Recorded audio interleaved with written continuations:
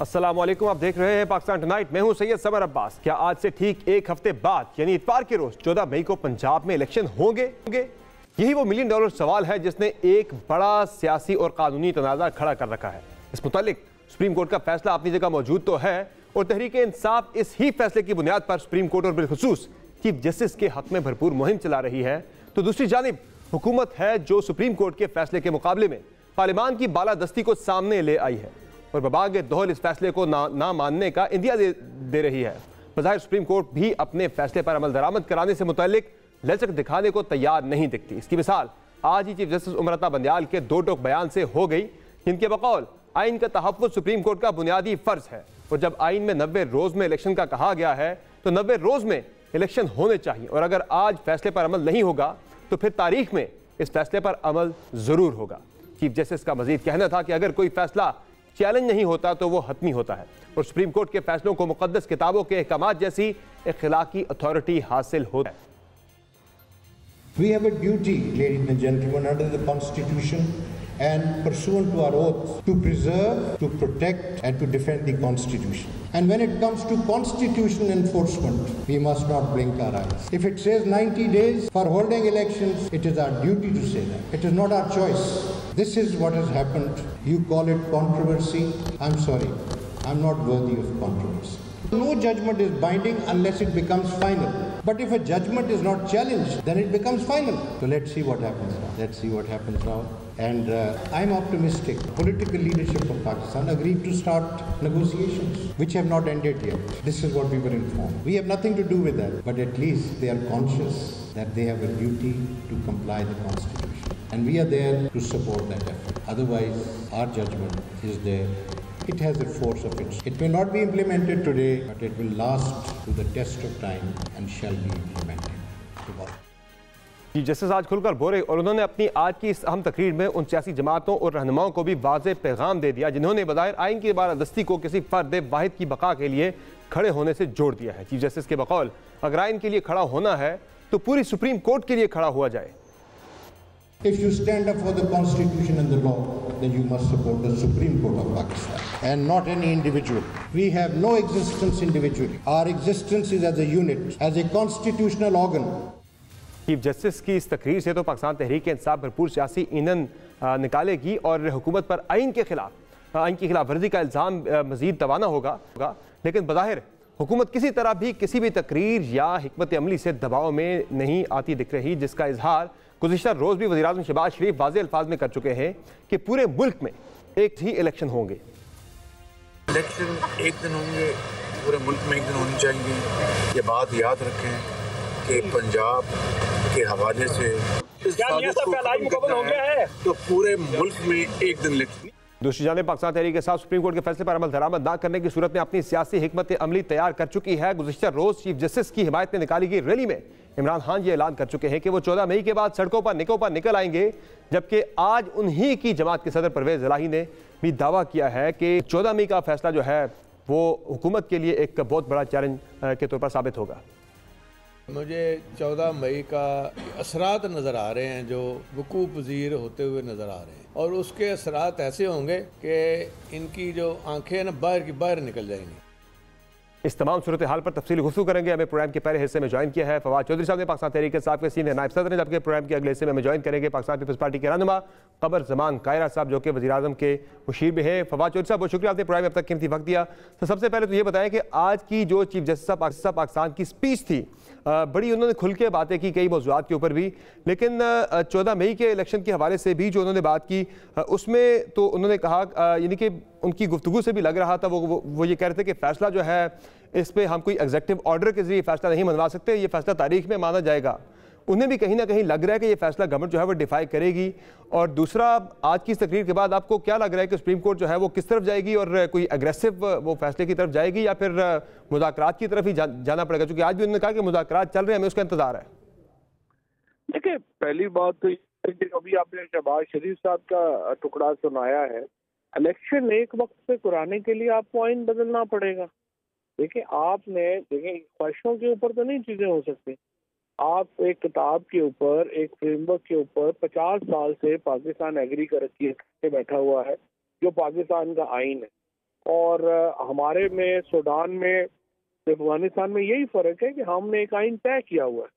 अब शहबाज शरीफ अगर कहते हैं कि एक वक्त के ऊपर इलेक्शन होना है, तो उनकी जो टीम थी, जब हम मुज़ाकरात भी किए हैं, तो हमने उनसे यही पूछा है कि आप बताइए कि आइन के मौजूदा फ्रेमवर्क में ये कैसे पॉसिबल है, और इसका जवाब उनके पास नहीं है।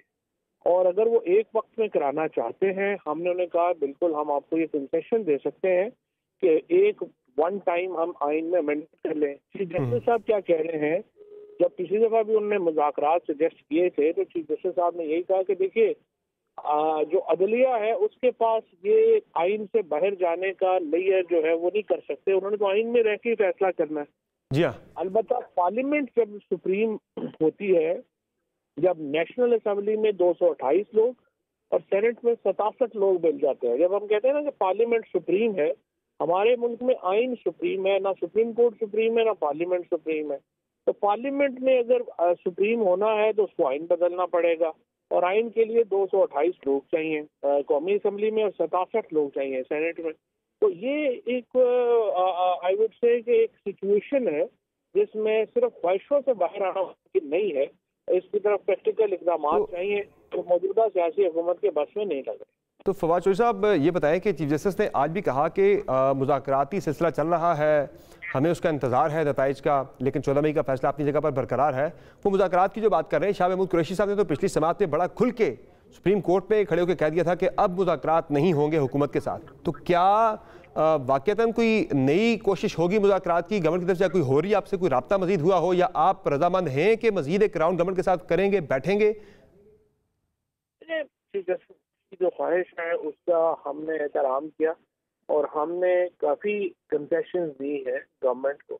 अब सिर्फ एक तारीख का मामला है, जो हम कह रहे हैं कि तारीख का भी मामला, ये कोई हमारा को देखें, हमें सितंबर में अक्टूबर में कोई तरीके इंसाफ की पॉपुलैरिटी को कोई फर्क नहीं पड़ जाना। प्रॉब्लम सिर्फ ये आ रहा है कि ये कह रहे हैं कि बजट हम पेश करेंगे। अब एक ऐसी हुकूमत जो सिर्फ इस दावे से बजट पेश करेगी कि हम बजट पेश करते ही असम्बलियाँ डिसॉल्व कर देंगे, तो मुझे आप सिर्फ ये बताइए कि क्या ये पाकिस्तान के इंटरेस्ट में होगा? हमने अगर आपको याद हो तो इमरान खान साहब ने कुछ 15-20 दिन पहले ये अपनी स्पीच में बात कही थी कि आप हमें अपना प्रोग्राम दें कि आप अक्टूबर तक मुल्क चलाना चाहते हैं, आप कैसे चलाएंगे? अगर आपके पास फिजिबल प्लान है तो हमारे सामने रखें, हम देख लेते हैं। लेकिन अभी तक आप भी सामने, हमारे सामने रोजाना जो वो आप देखिए मईशत आपकी बिल्कुल सिंक कर गई है।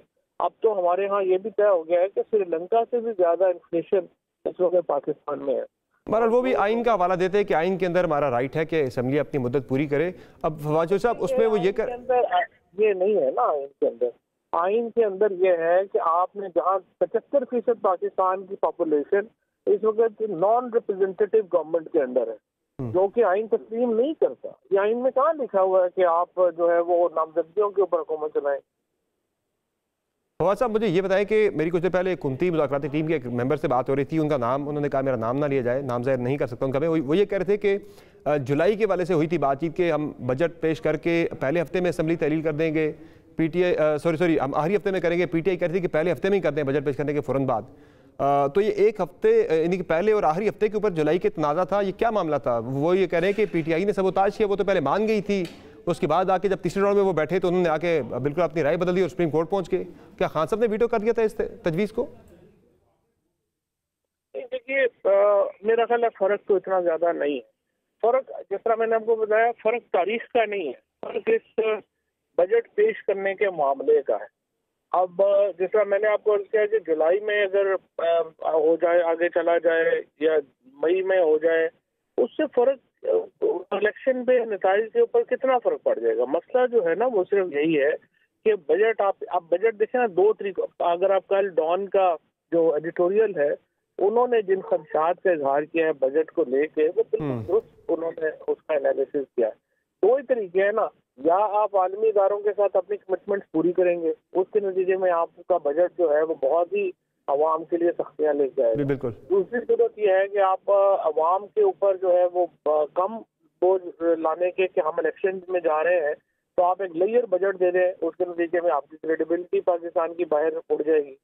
तो इन दोनों में हल यही है कि मुंतखब हुकूमत आए जो बजट दे। बहरहाल वो हुकूमती मुज़ाकराती टीम के लोग तो ये दावा कर रहे हैं कि पीटीआई पहले दो जो मुज़ाकरात के दौर थे उनमें मान गई थी, तीसरे दौर में आके पीटीआई ने कहा बिल्कुल हम नहीं मानते बजट पेश करने के हवाले से तजवीज़ को। वो कह रहे हैं कि शायद खान साहब ने वीटो कर दिया और कह रहे पीटीआई ने सबूताज किया सारा मामला। पहले दिन से ही अगर आप देखें ना तो हमारा मामला तो यही था। पहले दौर में तो खैर तारीख डिस्कस भी उस तरह से नहीं हुई। पहले दौर में तो जो मामला था वो ये हुआ था कि जनाब आप अलग-अलग आप इलेक्शन एक दिन में कराना चाहते हैं तो आप कराएंगे कैसे आईनी तरतीब के बगैर। और अगर आप पहले दिन की प्रेस कॉन्फ्रेंस निकालेंगे, शाह महमूद कुरैशी साहब ने जो 3 असूल बताए थे बातचीत के, उसमें ये था जिसपे एग्री किया था दोनों जमातों ने कि आइन से मावरा कोई जो सेटलमेंट है वो नहीं की जाएगी। तो वो तो पहले दिन तो ये बात हुई थी। और ये बात दूसरे दिन इस बात के ऊपर तय हुई थी कि हमने कहा कि हमारी 14 मई है तारीख, और उन्होंने 12 फ्लेक्सिबिलिटी पीडीएम की जो अलायंस है उसकी तरफ से फ्लेक्सिबिलिटी जो है जो हुई थी डेट्स के ऊपर, लेकिन वो असल मामला यही था कि बजट जो है उसको आपने कैसे करना। तो गवर्नमेंट तो अभी भी बातचीत करना चाह रही है, उसने सुप्रीम कोर्ट के अंदर भी कहा कि हम बातचीत मजीद करेंगे, करना चाह रहे हैं। पीटीआई ने कह दिया कि हमने मजीद बातचीत नहीं करनी, तो शायद एक राउंड और होता, उसमें आप किसी तारीख के ऊपर इत्तफाक की राय भी शायद हो जाता।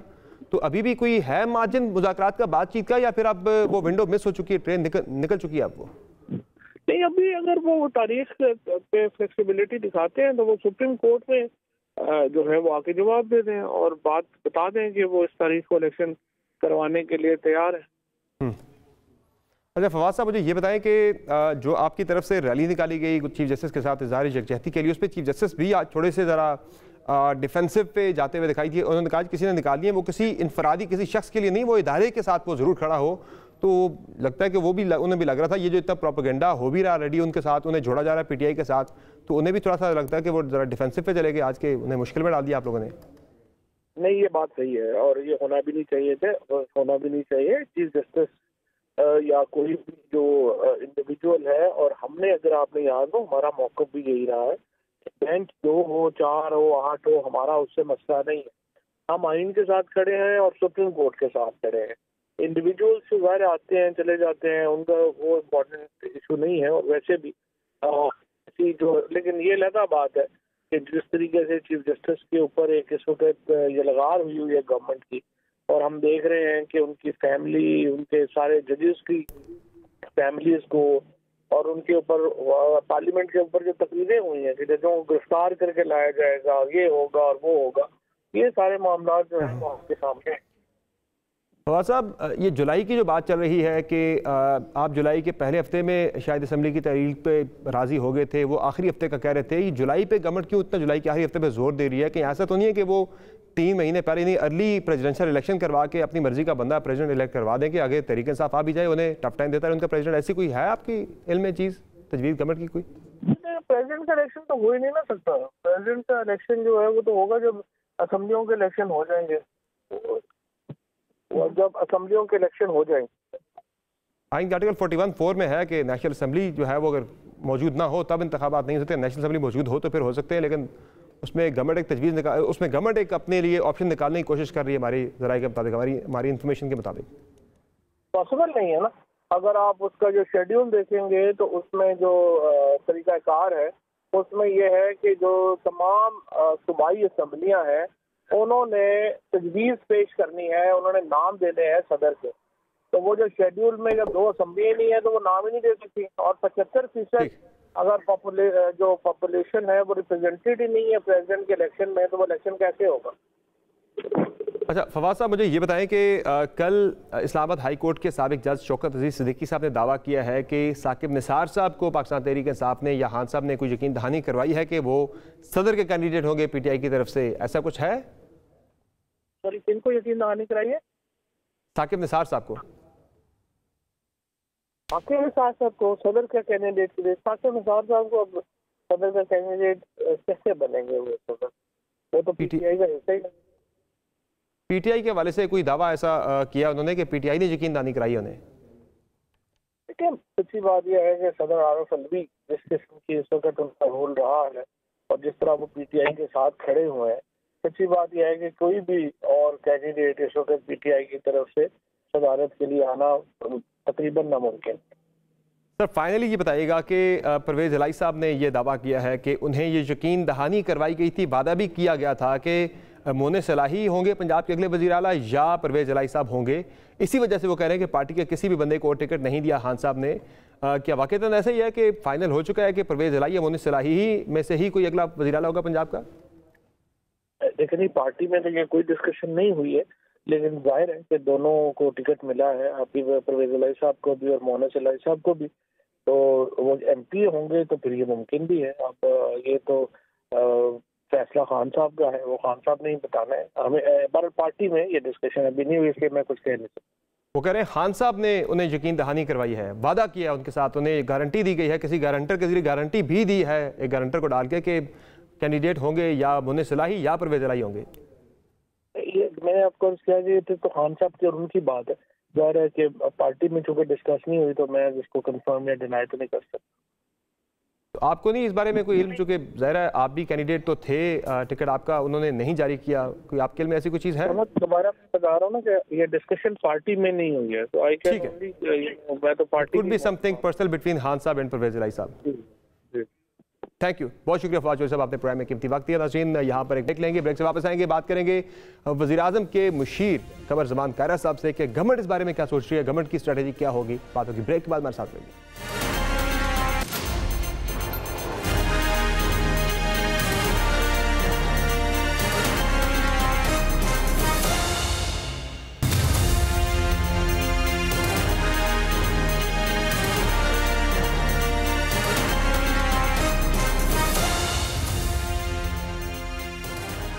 Welcome back. नाज़रीन प्रोग्राम में हमें ज्वाइन किया है पाकिस्तान पीपल्स पार्टी के सीनियर रहनुमा क़मर ज़मान कायरा साहब ने, जो वज़ीर आज़म के मुशीर भी हैं प्राइमरी कश्मीर और गिलगित बल्तिस्तान। कायरा साहब शुक्रिया, आपने प्रोग्राम में कीमती वक्त। सर ये जो मुज़ाकराती सिलसिला चल रहा था तहरीक इंसाफ का 14 मई के हवाले से, आज चीफ जस्टिस ने वाज़ेह किया है कि 14 मई का फैसला अपनी जगह पर मौजूद है, फिर भी मौका देना चाहते हैं, मुज़ाकरात का इंतजार कर रहे हैं, तो वो तो आपको इतना टाइम भी दे रहे हैं, बड़ी रिलैक्सेशन भी दिखा रहे हैं, तो क्या आप भी एक कदम पीछे नहीं आपको हटना चाहिए? जो आप PAC में जजेस को बुला रहे हैं, उनके असासों की छानबीन कर रहे हैं। देखिए, जो स्टैंड ऑफ लाइक सिचुएशन बनी है ना समर, ये कोई अच्छी नहीं है, ये मुल्क के लिए, निज़ाम के लिए बेहतर नहीं है। ये किस तरफ से हुई इसको फिलहाल इस वक्त टेम्परेरी जरा एक तरफ रख लीजिए, ब्लेम गेम में इस वक्त एक तरफ नहीं जाते, लेकिन पहले प्रिंसिपल ही देख ले कि ये मुनासिब रवैया नहीं है। इससे नुकसान होगा, मुल्क का नुकसान होगा, इदारों का नुकसान होगा, और पाकिस्तान के लोगों का हमारे इदारों पर ट्रस्ट पहले ही बड़ा कमज़ोर है और कमज़ोर हो जाएगा। रही बात कि चीफ जस्टिस साहब ने आज अगर कोई बयान दिया है या किसी तकरीब से खिताब करते हुए उन्होंने फरमाया है कि वो फैसला मौजूद है, वो तो हमें पता है मौजूद है। वो कह रहे हैं कि अगर कोई दरमियानी रास्ता मुज़ाकरात से निकल आता है तो ओके, यानी मुज़ाकरात से रास्ता निकले तो आइन नहीं टूटता, आइन तो मुज़ाकरात के रास्ते नहीं पैदा करता जी। तो अदालत ने खुद ही रास्ता पैदा करना है। इसका मतलब ये मैं जो सादा अल्फाज में समझा हूँ वो यही है कि रास्ता तो मौजूद है, अगर इस पर इत्तेफाक राय हो जाता है तो आइन का तकाजा कोई इतना मसला नहीं है, उसका हल निकल सकता है। और पाकिस्तान में इससे पहले जो मिसालें नज़ीरें मौजूद हैं, अदालत ने इससे पहले भी हमारी जमातों के मौक़िफ़ को सुन के भी कहा कि आपको ये हमें फैसला देने से पहले बताना चाहिए था। हमारे तो वकला अदालत के अंदर खड़े रहे और 3 दिन इस्तदा करते रहे, मैं खुद वहाँ था, इस्तदा करते रहे कि हमारी बात सुने, लेकिन चीफ जस्टिस साहब ने पहले कहा कि हम सुनेंगे, आप बैठिए, और फिर कहा आपने तो बायकॉट किया हुआ है। और हमारे लिए ये बात बड़ी अचंभे की थी कि आपने कहीं अखबार में सुन लिया, टीवी पे कोई खबर चल गई, लेकिन सोशल मीडिया पे आ गया कि हमने बायकॉट किया है। हमारे वकला इन पर्सन वहां मौजूद हैं, इन पर्सन गुजारिश कर रहे हैं, अपने वकालतनामे दे के बैठे हैं, और आप कह रहे हैं, जज साहबान कह रहे हैं कि नहीं हम आपकी बात नहीं सुनेंगे, आपने बायकॉट किया। ये बड़ी हैरान बात है। आप पे तरीके से इल्जाम लगा रही कि आप लोग मुज़ाकरात में इतने संजीदा नहीं थे, सिर्फ ये ताखीरी हरबा था, और ये नजर भी आ रहा था कि मुज़ाकरात के साथ उनके बंदे गिरफ्तार भी हो रहे थे, और मुज़ाकरात के अंदर भी आपने उन्हें सिर्फ 3 से 4 हफ्ते का आपने उन्हें टाइम दिया कि उससे पीछे आप आ जाएंगे, तो लग तो बज़ाहिर यही रहा है। जो मुज़ाकरात हुए, उन मुज़ाकरात के नतीजे में 2 दिन तक जो मेरी इतला है और जो हमारे मुज़ाकराती टीम के मेंबरान ने मीडिया और पार्लिमान को बताया, जो मेरी इतला है वो ये है कि पहले 2 दिन मुज़ाकरात के दौरान ये बात नैरो डाउन हो गई। PTI का मुतालबा 14 मई से पहले असम्बलियां डिसॉल्व करके और डेट देने का था। हमारा मुतालबा इलेक्शन कमीशन की दी गई डेट यानी 8 अक्टूबर का था और उससे पहले बाकी सारे प्रोसेस को हल कराएं और एक दिन इलेक्शन का था। इस पे चलते चलते ये लंबी बहसें थी 2 दिन की और उस पे नैरो डाउन होके ये तय हो गया कि पहले कोई और सूरत हाल थी, लेकिन फाइनल जो था वो ये था कि यही हुकूमत जून में बजट पेश करे और जून के एंड तक बजट पास कराए, IMF से मुज़ाकरात, बाकी जगहों से मुज़ाकरात सारे करके और जुलाई के पहले वीक में असेंबली डिसॉल्व कर दे। हमारी तरफ से मुतालबा ये था कि जून का बजट वाइंड अप होगा, बजट के बाद भी कुछ प्रोसेसेस होते हैं, तो एक हफ्ते में नैरो डाउन ना करें, आप हमें चौथे हफ्ते में ले जाएं, यानी जुलाई के चौथे हफ्ते में असेंबली डिसॉल्व कर लेते हैं। इस पे हमारी टीम तैयार थी और फिर ये था कि चले वो पहले हफ्ते पे आ गए हैं, हम अक्टूबर से चौथे हफ्ते पे आ गए हैं, हम अगस्त का जिद नहीं कर रहे हैं, तो जो तीसरी मीटिंग होगी उसमें कोई मिडल वे निकल आएगा, कोई 10-12 तारीख से लेके कुछ 14-15 के दरमियान कोई डेट आ जाएगी और असेंबली डिसॉल्व करके ये फैसला हो जाएगा। लेकिन कौन है जिसने ये सारे अमल को सैबोटाज किया? उसी दिन जब तीसरे मुज़ाकरात होने थे तो सुबह दिन के वक्त इमरान खान साहब ने ऐलान कर दिया, अपनी टीम को हुक्म दे दिया और कह दिया मीडिया को कि मैंने अपनी टीम को कह दिया है, इनसे पूछ लें, अगर ये 14 मई से पहले असेंबली डिसॉल्व करते हैं, बाकी असेंबलियां यानी 2 सूबाई असेंबलियां और कौमी असेंबली और डेट देते हैं तो हम इनके साथ बैठ के बात करने को तैयार हैं। तो फिर काहे बक्काहे की बातें करनी है, फिर हमें इमरान खान और PTI से क्या बातें करनी थी। लेकिन अगर नहीं तो फिर हमारी तरफ से जवाब दे के आ जाए। उन्होंने आके जवाब दिया, हमारी टीम ने कहा कि खुदा का खौफ करो, क्या कर रहे हो आप? तो हमारे साथ बैठ के 2 दिन ये मुज़ाकरात करते थे, तय कर लिया, अब तो हमारा नैरो डाउन हो चुका है बिल्कुल, यानी जुलाई का पहला वीक है या चौथा वीक है, अब दरमियान में कहीं बात हो जाएगी। यहाँ आके तान टूटी और अगले दिन अटर सरप्राइज ये था कि अदालत में जाके स्टेटमेंट दे दी। हमने भी जाके अदालत में बताया कि ऐसा नहीं है, तो अदालत देख ले। अगर तो अदालत ने सिर्फ मुज़ाकरात कामयाब कराने हैं तो फिर अदालत को ये देखना चाहिए कि मुज़ाकरात नाकाम कौन कर रहा है और नाकाम मुज़ाकरात की सूरत में मुज़ाकरात को फेल करने की कोशिश किसकी है और उसका जो मुतालबा है उसके अंदर क्या जा रहा है।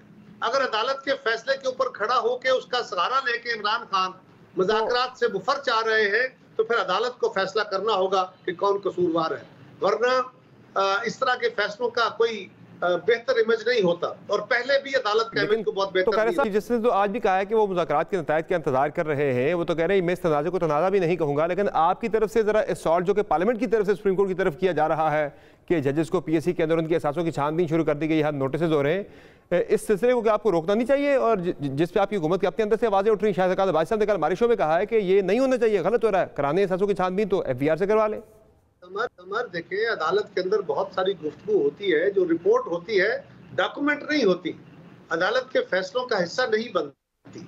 अदालत की तरफ से सियासतदानों पे कमेंट आ जाते हैं जो नारवा होते हैं, बड़ी तकलीफदेह होते हैं, लेकिन वो जजमेंट का हिस्सा तो नहीं होते, आप रिपोर्ट कर देते हैं। इसी तरह पार्लियामान के अंदर भी हम लोग आदी होते हैं तकरीरें करने बड़े जोशो खरोश से, उस तकरीर में कोई बातें स्पर ऑफ द मोमेंट पे हीट जो बन गई है उस पे बातें हुई, कोई अमली शक्ल तो उसकी नहीं आई ना, और नहीं आएगी इंशाल्लाह, नहीं आनी चाहिए। सर ये कल से यानी शुरू होने वाले हफ्ते में टेकअप हो रहा है और जस्टिस मज़ाहिर अकबर नकवी के खिलाफ रेफरेंस मौजूद है, मूव हो चुका है, ये काम FBR का है, ये आपका काम नहीं है सर PSC का?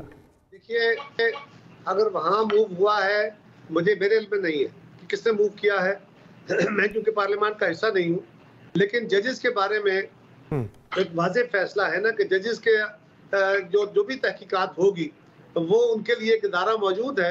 ये अलग बात है कि उस काउंसिल की मीटिंग जल्दी करके उसका फैसला कर लेना चाहिए।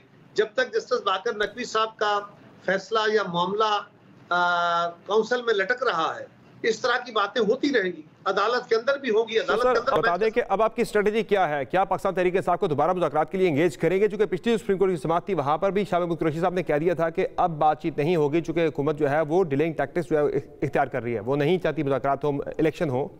तो अब आप करेंगे दोबारा उनसे बातचीत? चूंकि परवेज इलाही साहब भी कह रहे हैं कि 14 के बाद अगर इलेक्शन ना हो तो सुप्रीम कोर्ट से ऐसे फैसले सामने आएंगे जिसके असरात सामने ऐसे आएंगे, हुकूमत की आंखें बाहर आ जाएंगी। तो अगर शौक हो पूरा तो मेरा ख्याल है आप लोग पीछे हट जाइए, उनको शौक पूरा करने दीजिए।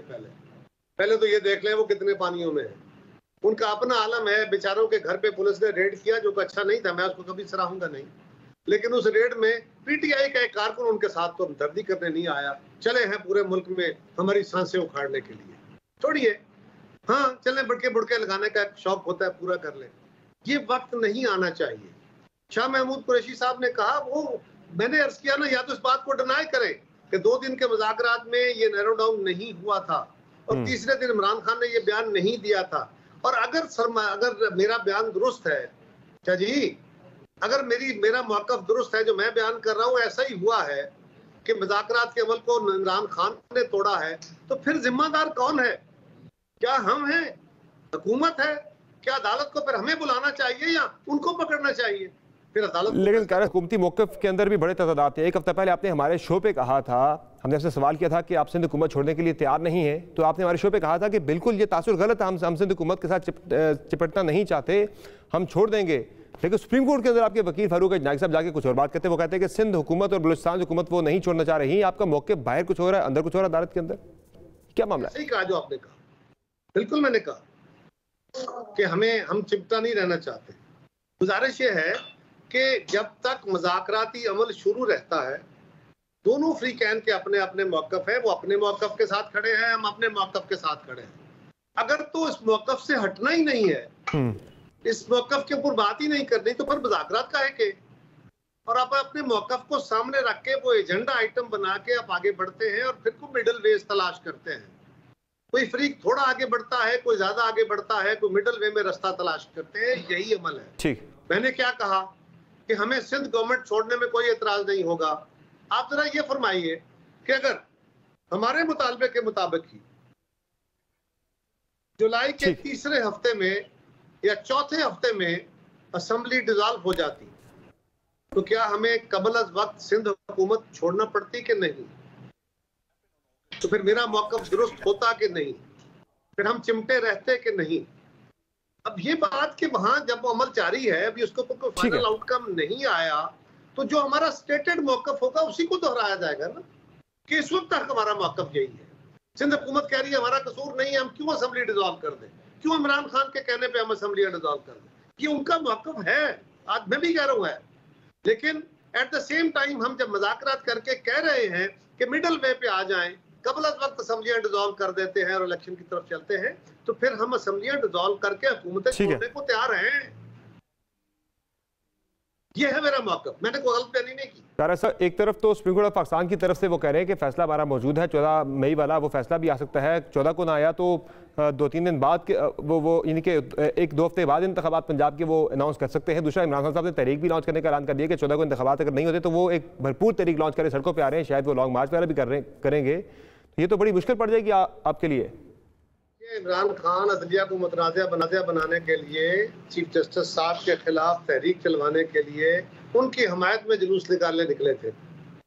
बहुत बड़े बड़े जुलूस पाकिस्तान की तारीख में ऐसे जुलूस नहीं देखे गए। बाकी इतनी बड़ी तादाद में पाकिस्तान के लोग निकले कि तारीख रकम हो गई। यही जुलूस निकालने हैं ना उन्होंने।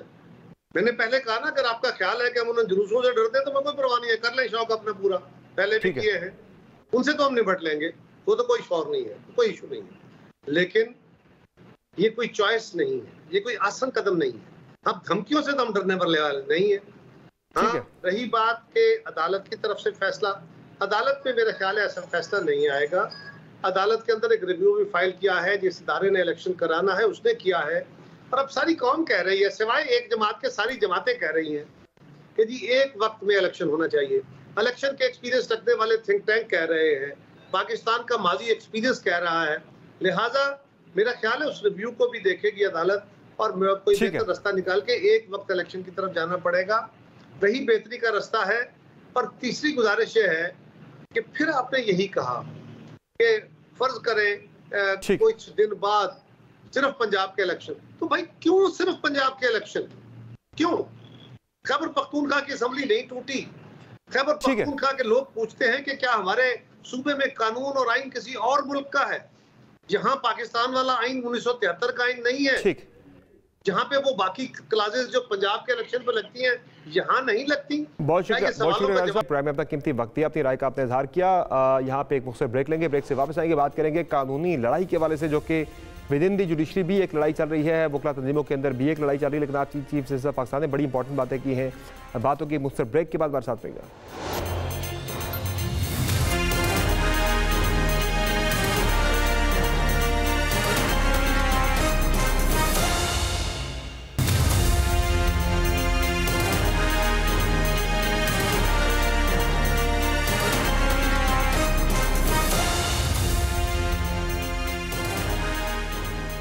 Welcome back. पाकिस्तान में सियासी लड़ाई से कानूनी लड़ाई और फिर इदारा जाती लड़ाई ने रियासती ढांचे को झंझोड़ कर रखती है। साबिक वज़ीर आज़म इमरान खान ने अपनी सियासी मुज़ाहमत से इदारों को बज़ाहिर तकसीम कर डाला है, तो दूसरी जानिब हुकूमत ने भी इदारों के दरमियान इस तकसीम को मज़ीद गहरा कर दिया है। एक मखसूस सियासी जमात ने एक मखसूस इदारे की आज़ादी और बारादस्ती का अलम उठाए रखा है, तो दूसरी सियासी जमातें इस ही इदारे के सियासी किरदार पर सवाल उठा रही है। क्या पीपल्स पार्टी और क्या नून लीग दोनों जमातों की जानिब से मौजूदा चीफ जस्टिस को भी बज़ाहिर कटहरे में खड़ा किया जा रहा है, जबकि साबिक चीफ जस्टिस के खिलाफ तो कानूनी कार्रवाइयों और यहाँ तक कि आर्टिकल 6 तक लगाने के मुतालबे सामने आ रहे हैं।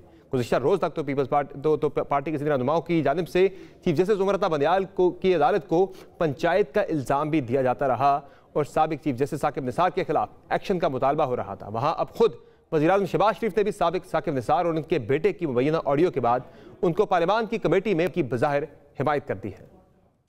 सिर्फ और सिर्फ इमरान खान नियाजी को कामयाब कराने के लिए चीफ जस्टिस के तौर पर नहीं बल्कि पीटीआई के एजेंट के तौर पर वो काम करते रहे।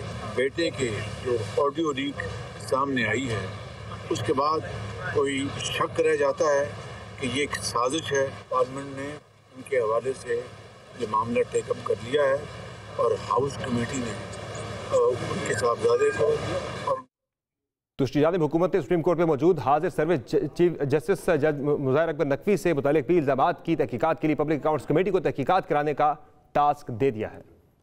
ऑनरेबल जस्टिस मुज़ाहिर नकवी साहब का जिक्र कर रहा हूँ। उनको ये बताना चाहिए कि उनकी सोर्स ऑफ इनकम क्या थी। उन्होंने 11 करोड़ का या 11.5 या 10 करोड़ का एक प्लॉट खरीदा, उसकी मार्केट वैल्यू क्या है, उस पे उन्होंने टैक्सेस कितने दिए। आपसे ये रिक्वेस्ट करूंगा उसको पब्लिक अकाउंट्स कमेटी के पास भेज दिया जाए विद द डायरेक्शन कि कोई 10 दिन या 15 दिन में इंक्वायरी करें। इंक्वायरी किसने करनी? स्पेशल ऑडिट कराएं फेडरल बोर्ड ऑफ रेवेन्यू से, ऑडिटर जनरल ऑफ पाकिस्तान इनकी जॉइंट टीम बने और ये ऑडिट करके ये पब्लिक अकाउंट्स कमेटी के पास पेश हो ताकि इनके ऊपर उंगलियां उठनी बंद हो जाएं। और इस टास्क को लेकर आगे बढ़ने के लिए कौमी असम्बली सेक्रेटेरिएट की जानिब से पब्लिक अकाउंट्स कमेटी को कल इजलास बुलाने का नोटिस जारी कर दिया गया है। ताहम बज़ाहिर लगता है कि हुकूमत के लिए ये कोशिश तरनवाला साबित नहीं होगी, क्योंकि पब्लिक अकाउंट्स कमेटी में भी इस मामले में मुनकसिम आरा सामने आ रही है, जिनके मेंबरान मुस्लिम लीग नून के सेनेटर मुशाहिद हुसैन सैयद, पीपल्स पार्टी के senator Saleem Mandviwalla public accounts committee के पास ऐसा इख्तियार न होने का दावा कर रहे हैं और कुछ ऐसा ही दावा एक रोज कबल हमारे शो में साबिक वज़ीर-ए-आज़म शहबाज भी कर चुके हैं। ये इख्तियार आपके पास हो भी तो इस काम में नहीं पड़ना चाहिए। अगर कोई सांसों का मसला है तो FBR पता कर ले, क्योंकि जो जुडिशरी है वो इस्तिस्ना उसको हासिल है नैब से, तो नैब नहीं कर सकता, तो FBR कर सकती है, FIA कर सकती है। ऐसे मामलात में अगर कोई ऐसे असासे हैं। इस मामले के अलावा पब्लिक अकाउंट्स कमेटी के सरबराह नूर आलम खान ने सुप्रीम कोर्ट के गुज़िश्ता 10 बरसों के अकाउंट्स का ऑडिट कराने पर न कराने पर रजिस्ट्रार सुप्रीम कोर्ट को भी 16 मई को तलब कर रखा है। बयानबाजी के साथ हुकूमत मौजूदा अदलिया से टकराव की कोशिश हर रोज़ नई बुलंदियों पर ले जा रही है। वफाकी हुकूमत ने सुप्रीम कोर्ट पर प्रैक्टिस एंड प्रोसीजर बिल के खिलाफ दायर दरखास्तें मुस्तरद करने और केस की समाअत के लिए फुल कोर्ट बनाने की सदा कर दी है। सुप्रीम कोर्ट में जमा कराए गए 8 सफ़ात पर मुश्तमिल जवाब में हुकूमत का मौक़िफ़ है कि इस कानून के खिलाफ दरखास्तें इंसाफ के अमल में रुकावट डालने जैसा है। दरखास्त गुजारों की कानून को चैलेंज करने की नीयत साफ नहीं। हुकूमत ने कहा कि पार्लियामेंट के कानून साजी के इख्तियार पर कोई कदगन नहीं। मास्टर ऑफ रोस्टर के तसव्वुर का कानूनी तहफ़्फ़ुज़ हासिल नहीं। नए कानून से चीफ जस्टिस का आइन के आर्टिकल 184(3) का इख्तियार रेगुलेट होगा और अदलिया के इख्तियारात में कमी नहीं होगी। वफाकी हुकूमत ने मुकदमे में फुल कोर्ट बनाने की इस्तदा करते हुए इस दरखास्त से मुतालिक मुतफर्रिक दरखास्तें भी दायर कर दी हैं। हुकूमत ने कहा कि फुल कोर्ट इस्तदा का मकसद किसी जज को शामिल करना नहीं बल्कि सुप्रीम कोर्ट के तमाम जजेस पर विफाक का एतबार है, लिहाजा मुकदमे में समाअत के लिए फुल कोर्ट तश्कील दिया जाए। इस वक्त अदलिया के अंदर और वकला बरादरी के अंदर भी एक बड़ी वाज़ेह तकसीम दिखाई दे रही है। सारे मामले के ऊपर हमें ज्वाइन किया है प्रोग्राम में हैदर वहीद साहब ने और अजहर सिद्दीक साहब ने, दोनों सीनियर कानूनदान हैं। बहुत शुक्रिया आपने प्रोग्राम में ज्वाइन किया। हैदर वहीद साहब, ये जो आप देख रहे एक जो तनाज़े की सूरत इख्तियार करती जा रही है, हुकूमत और अदलिया के दरमियान जो एक लड़ाई थी अब वो बढ़ती जा रही है। उधर सुप्रीम कोर्ट ऑफ पाकिस्तान ने supreme court practice and procedure bill को जो है सस्पेंड कर दिया था। अब जजेस के हवाले से पीएससी को एक्टिवेट कर दिया गया है। ये लड़ाई आपको कहां जाती हुई नजर आ रही है मजीद आगे? देखिए, आई थिंक इसमें पीएमएल नून ने कामयाब हुई है कि उन्होंने नैरेटिव बनाया कि ये पार्लियामान की टर्फ पे इंक्रोच कर रही है सुप्रीम कोर्ट और ये एक्चुअली पॉलिटिकल क्वेश्चन है।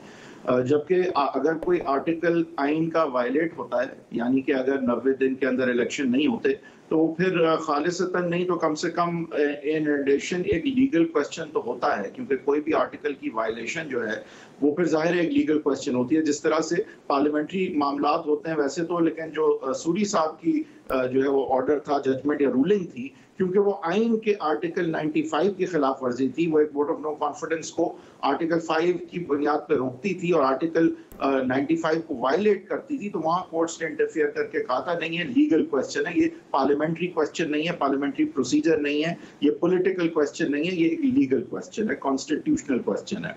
तो यहाँ पे ये नैरेटिव, लेकिन हम कामयाबी से आई थिंक पीएमएल नून पा रही है यहाँ पे कि ये पार्लियामान की टर्फ है और पार्लियामान सॉवरन है, जबकि जाहिर है पाकिस्तान में एक रिटन कॉन्स्टिट्यूशन है और सॉवरन सिर्फ और सिर्फ आइन है। और जहाँ तक सुप्रीम कोर्ट और पार्लियामान की बात है, नो डाउट पार्लियामान का एक मुकद्दस जो है रोल है, क्योंकि वो इलेक्टेड लोग होते हैं और वो आइन बदल सकते हैं, लेकिन चाहे वो आइन बदल दें, बदले हुए आइन के भी पाबंद जरूर होते हैं। ईसीपी जिस तरह से एक आईनी इदारा जरूर है, यानी कानून साजी से उनको जाहिर है उनके इख्तियार कम नहीं किए जा सकते, लेकिन वो फिर भी आइन के मातहत फिर भी होता है, हर इदारा आइन के मातहत है, हर सिटीजन आइन के मातहत है। तो आई थिंक ये नैरेटिव इन्होंने बना लिया, हालांकि इमरान खान के नैरेटिव। ठीक, अजहर सिद्दीक साहब, आपकी राय में ये जो एक लड़ाई है, इदारा जाती लड़ाई, हम देख रहे हैं कि सुप्रीम कोर्ट और पार्लियामेंट आमने सामने आ गई है, हर कोई अपनी अपनी बालादस्ती और आइन की बालादस्ती की बात भी हो रही है, लेकिन ज़ाहिर है कहीं ना कहीं यहाँ सियासी मफादात भी पोशीदा दिखाई दे रहे हैं। जो पॉलिटिकल पार्टीज इस वक्त राइवल हैं मैदान के अंदर, इस लड़ाई में इदारों का वकार कितना मजरूह हो रहा है? ये अजहर सिद्दीक साहब। बहुत शुक्रिया जी। 2-3 चीजें बड़ी आपको इस वक्त मैंने बतानी है। पहले तो ये ज़हन में रखिएगा, कमरुज़्ज़मान कारा शायद पता नहीं कानून नहीं समझते या आइन नहीं समझते, भाई वहां का गवर्नर आपका है, इलेक्शन की तारीख उसने देनी है, सुप्रीम कोर्ट ने थोड़ा देनी है। सुप्रीम कोर्ट में तो गवर्नर का वकील भाग गया था। आज मैं चैलेंज करता हूँ इस बात पे, अगर आप बैठकर गवर्नर को कहें तारीख दें और इलेक्शन कमीशन इलेक्शन करा देगा। अब आ जाए दूसरी बात की तरफ, यानी क्या तरीकाकार होना है। इदारों की लड़ाई कोई नहीं है, ये बुनियादी तौर पर इलेक्शन कमीशन का कसूर है, इलेक्शन कमीशन की नाअहली है कि जो सुप्रीम कोर्ट इस मामले को देख रहा है। आइन के आर्टिकल 220 के तहत इलेक्शन कमीशन को करना चाहिए था। आपके सामने ये झूठ साबित हो गया, पैसे उन्होंने कहा पैसे नहीं है, पैसे आप 1392 अरब रुपया स्टेट बैंक ने आकर बताया वहां पड़ा हुआ था, और 21 अरब रुपया तो चीज ही कोई नहीं है। 100 अरब तो इन्होंने आटा स्कीम में खा गए हैं। और अगर आप देखा जाए लैपटॉप की स्कीम, मैं उनमें नहीं जाना चाहता, मैं सिर्फ ये बताना चाहता हूँ आपके सामने। और ये जो कहा जा रहा है ना कि अपना फुल कोर्ट बनना चाहिए या पता नहीं क्या 5-3 का, भाई 10 फरवरी को लाहौर हाई कोर्ट के सिंगल जज ने, अकेले जज ने फैसला दे दिया था कि 90 दिन के अंदर अंदर इलेक्शन कराने हैं। इलेक्शन कमीशन को कहा गवर्नर से मुशावरत करके तारीख दे, लेकिन इलेक्शन कमीशन जो कोई मिला हुआ है, इलेक्शन कमीशन एक किरदार अपने तौर पर करता फिर रहा है। इलेक्शन कमीशन अगर आइन और कानून की सर आपका पॉइंट आ गया।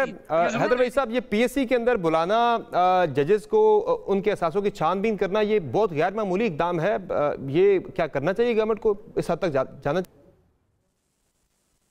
देखें, एक तो जाना चाहिए नहीं से पहले तो ये बात है कि जब तक आइन में तरमीम नहीं हो जाती तो किसी भी जज के कॉन्डक्ट के हवाले से या उसके खुद के हवाले से, करप्शन एलिजेड के हवाले से, ये सारे मामला सुप्रीम जुडिशल काउंसिल में ही खालिसतन जा सकते हैं। उसके अलावा पब्लिक अकाउंट्स कमेटी जो है वो उनको किसी भी तरह से नहीं देख सकती। हाँ, ये जरूर है कि पब्लिक अकाउंट्स कमेटी रजिस्ट्रार को तलब करके अगर वो एडमिनिस्ट्रेटिव उमूर पे जो सुप्रीम कोर्ट के खालिसतन फाइनेंशियल जिनका ताल्लुक जजेस के कॉन्डक्ट से अगर नहीं है तो वो आई थिंक उनको बुला के इदारे के हवाले से उनकी अकाउंटिंग वगैरह के, भाई कैसे बजट हो रहा है, खर्च कितना चाहिए होगा वगैरह, वो उस हवाले से जरूर बात कर सकते हैं। जजेस के कॉन्डक्ट को वो छू नहीं सकते जब तक आईनी तरमीम ना हो। थैंक यू सो मच, बहुत बहुत शुक्रिया सर, आप तक कीमती वक्त दिया। हैदर भाई साहब आपका और अजहर सिद्दीक साहब शुक्रिया, आपको आपने अपनी राय का इजहार किया। एक मुख्तसर ब्रेक लेते हैं, ब्रेक से वापस आएंगे, बात करेंगे कराची का मेयर कौन होगा, इसका फैसला आज हो जाएगा। बात होगी ब्रेक के बाद, मेरे साथ रहिएगा।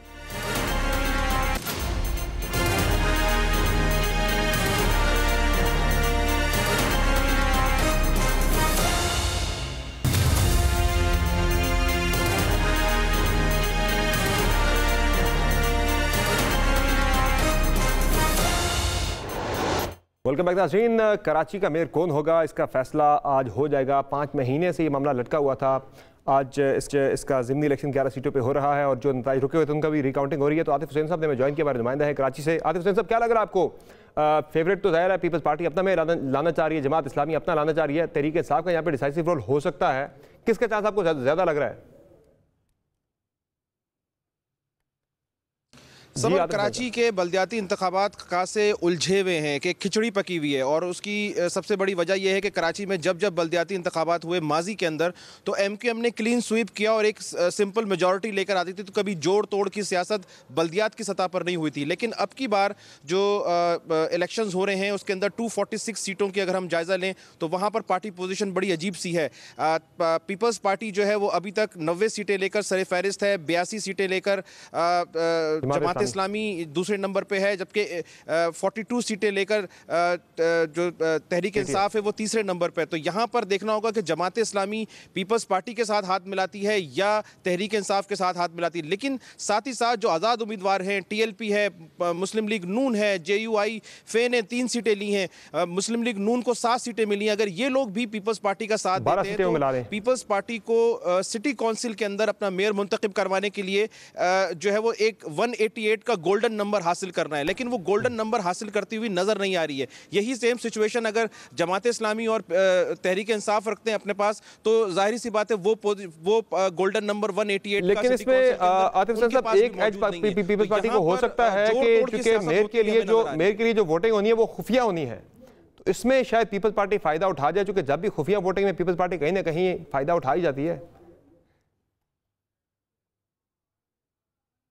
नहीं समर, खुफिया वोटिंग के साथ साथ जो बल्दियाती निज़ाम है उसके अंदर एक जुम्बिश कलम वज़ीर आला सिंध अगर चाहें तो बिल वास्ता इंतखाबात की एक शिक डालकर सिंध असेंबली से मंजूर करवा सकते हैं, क्योंकि बल्दियाती इंतखाबात का जो मामला है वो आइन के अंदर मौजूद नहीं है। उसका तरीक़ेकार वो सूबाई हुकूमत खुद तरीक़ेकार अपना तय करती है। तो ये भी मुमकिन है कि किसी ऑर्डिनेंस के थ्रू या सिंध असेंबली के थ्रू जो है वो इसके अंदर तब्दीली कर ले और किसी भी ऐसे शख्स को जो कि बराह रास्त मुंतखब ना हो रहा हो उसे भी जो है वो कर लिया। फिलहाल अब तक जो कानून मौजूद है उसके अंदर जो बराह रास्त जो मुंतखब होने वाला शख्स है वही चेयरमैन जो है वो मेयर कराची बन सकता है। लेकिन पाकिस्तान पीपल्स पार्टी जो है वो देख रही है कि ऊंट किस करवट बैठेगा और उसके बाद वो इस बात का फैसला करेंगे कि उनका मेयर कौन होगा, क्योंकि ज्यादा चांस पीपल्स पार्टी का ही लग रहा है आपको। में सिंध गवर्नमेंट की शक्ल में इख्तियारात मौजूद हैं और वो इन इख्तियारात को इस्तेमाल करेगी।